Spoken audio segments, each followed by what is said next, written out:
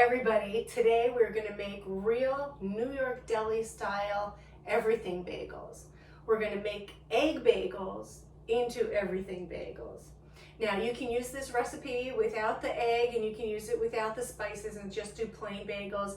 You can make it your own. Check the notes below, there are several variations, but let's have fun, okay?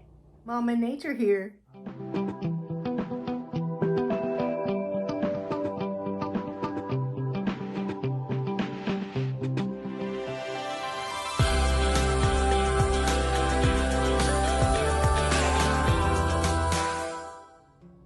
We're going to start off by putting 2 cups of unbleached flour, white unbleached flour, into our mixing bowl. That's 1 cup and 2 cups right there. And the reason that we're using unbleached, of course, is because we want to keep as much of the nutrients as we possibly can. I know, it's a carb, it's all going to turn into sugar in your bloodstream anyway, but we can try to do our best. All right, to that we're going to add some gently warmed, I mean like 100 degrees, 110 degrees, distilled water. This is the key. This is what makes your bagels have the right texture. Now you can do it with tap water, you can do it with spring water, you can do it with bottled water. It won't be the same. It has to be distilled.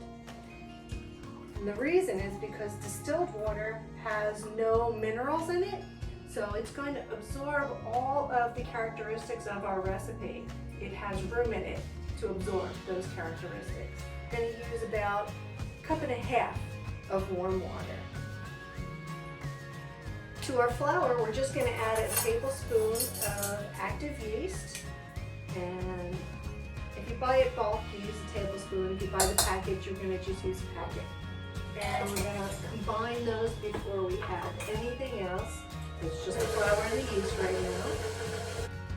Once they're combined, we're going to go ahead and add our water. So here's 1 cup. I want another 1/2 cup. Warm distilled water. 2 tablespoons of extra virgin olive oil. So we'll start incorporating our wets with our dries. And we're going to go ahead and add now our pink Himalayan salt, which is about 1 teaspoon.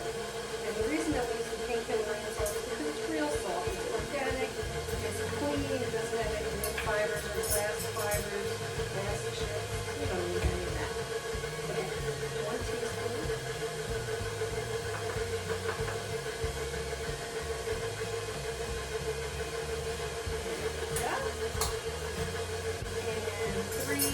Tablespoons of sugar. I have the raw brown sugar right here. So we're going to let these things get all incorporated, so we got it on a nice low speed for about 30 seconds. And then, when it looks like it's all pulling together, I'm going to turn it up a little higher and let that go for 5 minutes. Alright, set your timer. Before we get into that 5-minute, what we're going to do is add our flavors. Now you can do onion bagels or egg bagels or everything bagels. You can do, oh my gosh, the sky's the limit. You can add raisins and cinnamon, whatever you want. Today I'm doing everything bagel, so I'm going to take about a tablespoonful of the everything bagel seasoning. That's going to go right in. And I'm going to do an egg yolk and reserve the egg white for brushing on the top later. That's how we're going to make this stick. So let's separate our yolk from our white. First of all, I use organic farm raised, eggs. So they usually come with the brown shell, not always, but it's not the color it's important. It's just you want to make sure you've got a good organic egg. All right, so I'm going to crack this, open her up, and we're going to do our level best to keep that yolk in the bottom half of the shell while we drop the white down into our little dish. Okay, it's not always easy. It wants to slip out. And this one looks like it wants to break. All right, so there we go. And I'm just going to put the yolk into my batter.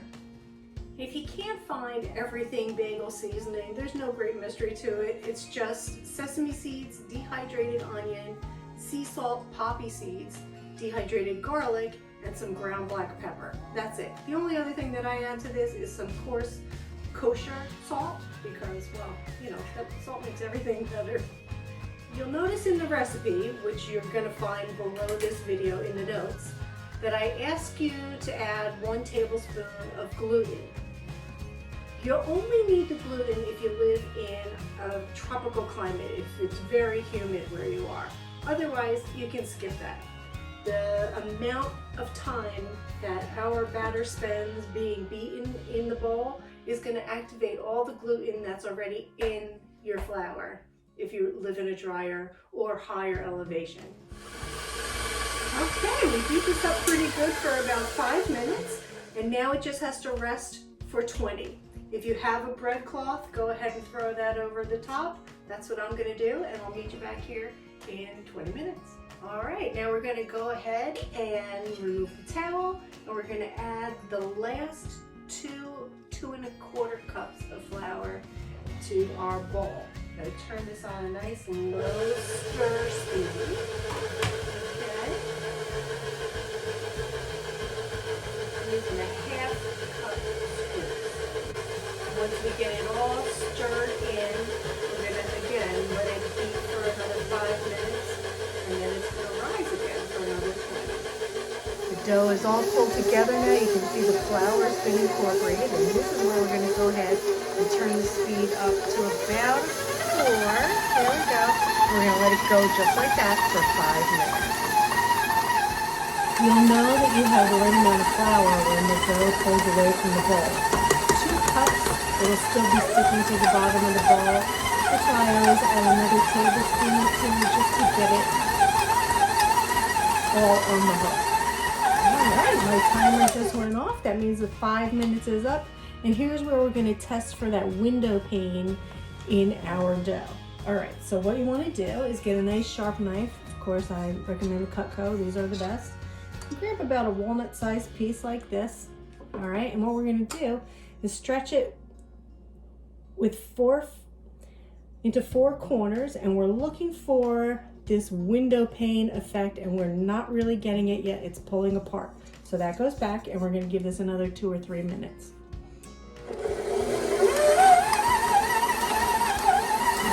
Let's check it again. I'm going to grab a little bit with my fingers, slice it off, and we'll see if we can make a window pane now. Oh, that's much better. There you go. Can you see that effect where you can see through it? That's your window pane. I think we're ready to go. Now we rest for another 20 minutes, so I'm going to go ahead and set the timer. But it's also dancing time. I know I usually wait until somewhere in the middle of the recipe, but I'm so excited that we're going to be having bagels tomorrow for our breakfast that I have to do that dance right now.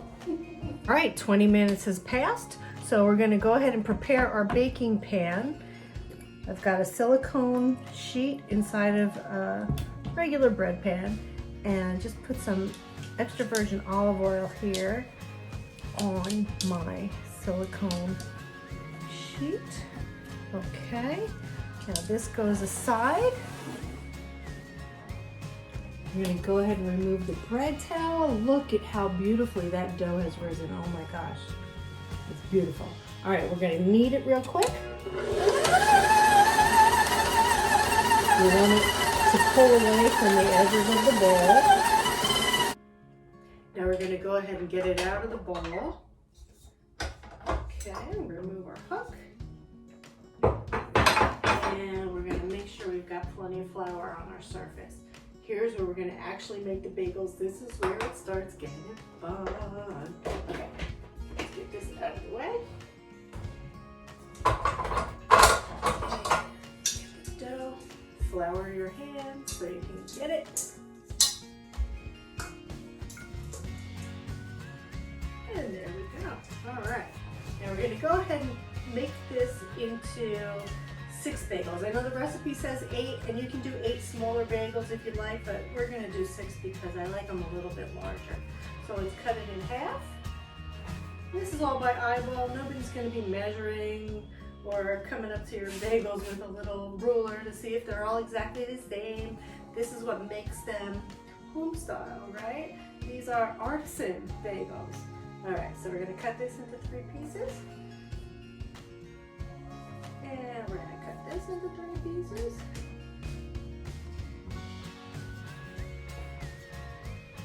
And you know, if any of them is blatantly smaller than any others, pick them up and see. And you can go ahead and take pieces from one and add it to another, but really doesn't make any difference. All right, working quickly because we don't want them to start rising on us again. We're going to make a gluten cloak by pulling all the edges underneath. So you got one ugly side, right? And the top is nice and smooth, like so. And we're gonna add a little flour, both sides, and poke your fingers through the middle.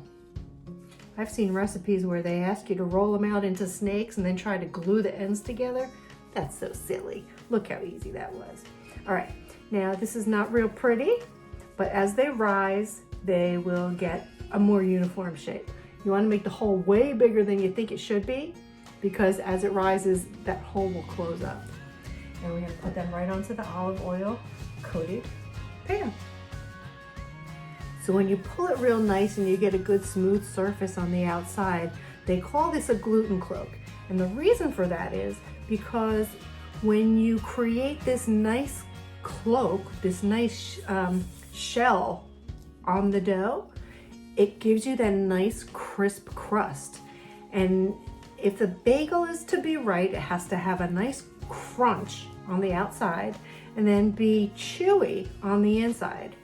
Now we're living on the Pacific coast right now and they've got bagel shops, but the bagels are like bread. They're too doughy. They're soft on the outside and they're soft on the inside. A good Jewish deli, New York style Jewish deli, will have a nice crisp crunch and a good chewy crumb. All right, the bagels are all shaped and ready to go. So you know what comes next, right? They get to rise for 20 minutes. I know this is the 3rd time we're waiting for this dough to rise, but trust me, the most important ingredient when you're making bread or rolls or even bagels is patience. Trust me, this will pay off. The end product will be perfect. And isn't that what you want? While the bagels are rising, get a pot of water boiling on your stove because it might take 20 minutes. I know sometimes it does. And you only need a couple of inches of water in there because we're going to float the bagels in there 3 at a time. You can do 3 or 4 depending on how big your pot is. This is a good 14-inch pot, so I can do 3 or 4 at a time. And we'll add about a tablespoon of sugar to our boiling water. It doesn't have to be exactly measured with love. All right, let's see what we got. 20 minutes has passed. Oh my goodness, look at they're beautiful, full and fluffy. Now we're gonna get them into the broiler. We're gonna transfer them over to the broiler pan. My broiler is not very deep, so if I put the whole pan in, I'm gonna burn the surface of these bagels. So I just use the very top portion, and that works just fine. These are gonna be in the broiler for about 1.5 minutes on each side.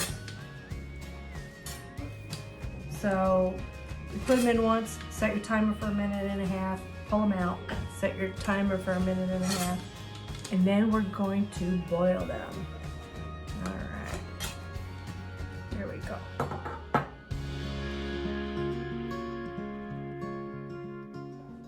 Flip them over.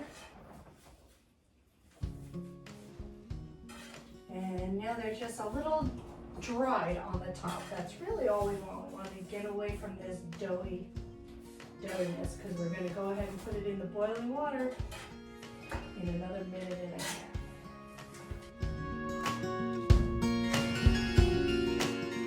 The second side got a little tan. That's okay. We're ready to go ahead and put it in the boiling water now. Turn this up just a skosh. We want this to simmer, not necessarily boil. All right, we're gonna do 3 at a time. 1, 2, 3. And when they come out, we're going to put them on that bread cloth that we used previously so that they can dry. But for right now, this is going to go for 3 minutes. And then we'll flip them over and do another 3 minutes. Then we'll put them on our bread towel. All right, the bagels are out of the water. I'm just going to leave them on the towel for about a minute. Let them cool off so I can handle them. Then they're going to go right back onto this olive oil coated pan, and we're going to top them. Okay, this is where we get to do all the pretty stuff. All right, that is good and hot. Woo-hoo-hoo-hoo. Okay. 1, 2, and 3. Yes, these are ginormous, but you know, if you want to make a big sandwich, you need a big bagel. All right, now we're going to use that egg white that we reserved earlier, and what I did is I added about a tablespoon of water to that. And I'm just going to take a pastry brush and go ahead and cover the surface with the nice egg wash.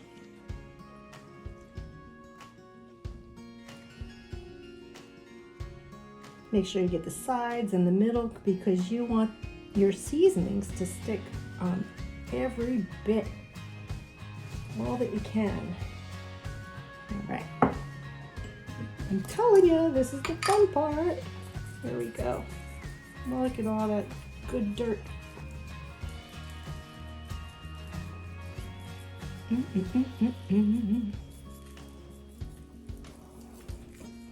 You ain't seen nothing yet. Wait till these come out of the oven.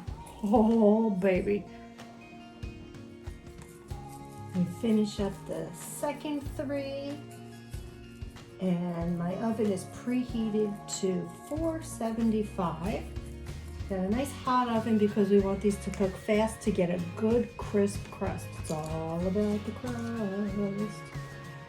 We're gonna bake for about 20 minutes because these are a little bit larger. If you had done 8, if I had done 8, they would go in for 15 minutes.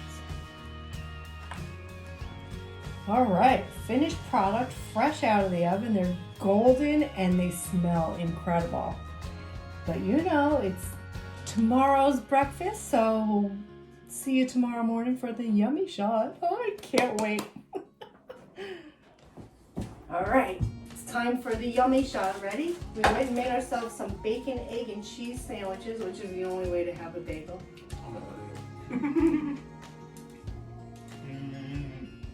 Oh my god. Oh my god, it's perfect. All the flavors. And very everythingy. Very everythingy. There you go. You heard it from the master. If you enjoyed this video, please click subscribe and remember you can make and keep yourself well. Until next time. Blow me kiss. Mama loves you. Bye. Bye-bye now.